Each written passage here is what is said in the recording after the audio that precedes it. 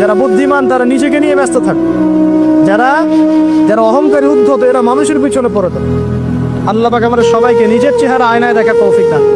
যার যার কবরে তাকে তাকে চোখা, নিজের আমল নিয়ে ফিকির করে, নিজের কবর নিয়ে ফিকির করে, অন্যের দিকে চোখ দেওয়া বন্ধ করেন, আগে নিজের কবর ফিকির। আল্লাহ পাক সবাইকে তৌফিক এনায়েত দিন। কত মানুষ পঙ্গু হয়ে পড়ে আছে, ওই অবস্থায় আল্লাহর ইবাদত করতেছে। কত মানুষের চোখ নাই, হাফেজে কোরআন হয়ে বসে আছে, মুফতি হয়ে বসে আছে, আছে না?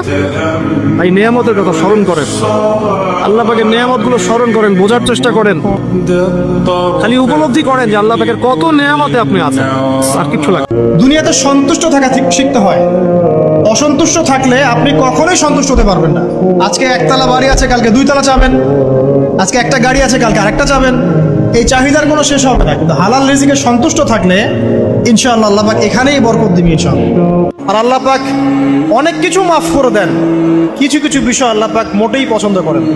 তার মধ্যে একটা হচ্ছে অহংকার, তার মধ্যে একটা হচ্ছে শিরক, তার মধ্যে একটা হচ্ছে অন্যের হক নষ্ট করা, তার মধ্যে একটা হচ্ছে আদম সন্তানকে হত্যা করা, তার মধ্যে একটা হচ্ছে বৃদ্ধ বয়সে ব্যভিচার করা, তার মধ্যে একটা হচ্ছে মুরতাদ হয়ে যাওয়া। ওই যে খ্রিস্টান হয়ে যাচ্ছেন না, খালি মরেন তারপর বুঝবেন, খালি মালাকুল মউত আসুক তারপর বুঝবেন।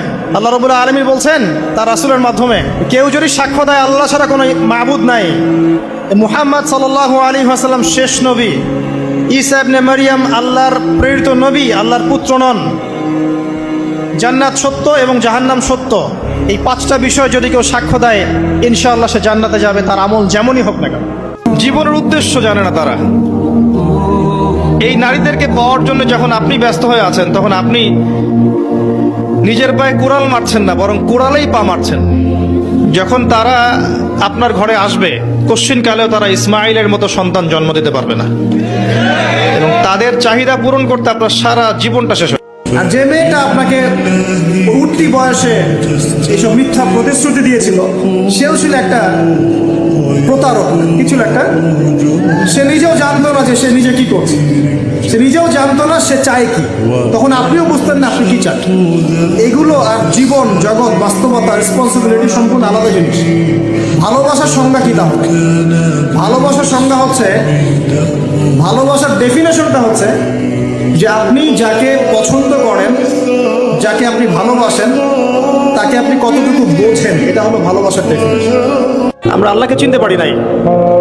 শোনেন, আল্লাহ পাক তো সেই সত্তা যিনি এখন জানেন যে আমাদের মধ্যে কে কে জান্নাতে যাবে, এখানে যারা বসে আছে, এবং মনে করেন আমাদের এখানকার মধ্যে এই ভাই জান্নাতে যাবেন, মনে করেন এই ভাই জান্নাতে যাওয়ার 1 কোটি বছর পরে তিনি কি করবেন আল্লাহ পাক এখনই জানেন সেটা। তোমরা যারা এখন জেনা করেছো বা করছো, এখানে উপস্থিত আছো বা এই লেকচার শুনবে, ছেলে বা মেয়ে যেই হও না কেন, তোমাদের ঘাড়ের উপরে এক একটা জেনার জন্য 100 বেত্রাঘাতের শাস্তি ঝুলে আছে। এই কথা তো কলিজার মধ্যে পৌঁছালো না। একবার জেনা করেছো, তোমার কাঁধের উপরে 100 বেত্রাঘাতের শাস্তি ঝুলে আছে এখনো, এবং 1 বছরের নির্বাসন তোমার জন্য ঝুলে আছে। বিশ্বাস করেন, এই দুনিয়া এটা তো একটা মায়াজাল, এটা কোনো দিন আপনাকে তৃপ্ত বানাবে না, শেষ হইতে দিবে না। এই দুনিয়া কোনো দিন আপনারে গুছাইতে দিবে না। আপনি 60 বছর না 600 বছরও যদি দুনিয়া কেউ সাজায়, এরপরও মৃত্যুর দিন দেখা যাবে সংসারে প্রয়োজনীয় অনেক কিছু বাকি আছে, রয়ে গেছে। এই জন্য আমি অনুরোধ করছি, আমি এটা সব সময় বলার চেষ্টা করি, মুসলমান হিসাবে আমাদের উচিত আমার রসুলের 23 বছরের কলিজা ছেঁড়া কখনো উঁচু স্তরের লোকদের দিকে তাকাবে না। যার উঁচু বাড়ি আছে, তোমার চেয়ে উঁচু বাড়ি আছে, তোমার চেয়ে বড় গাড়ি আছে, তোমার চেয়ে বেশি টাকা আর্ন করে, ওদের দিকে দেখবে না, ওদের দিকে চোখ দিও না, বরং তোমার চেয়ে নিচে যারা আছে, দরিদ্র যারা, তোমার চেয়ে যারা দরিদ্র, ওদের দিকে তাকাও। তাহলে তুমি আল্লাহর নিয়ামতের শুকরিয়া আদায় করতে পারবে ইনশাআল্লাহ।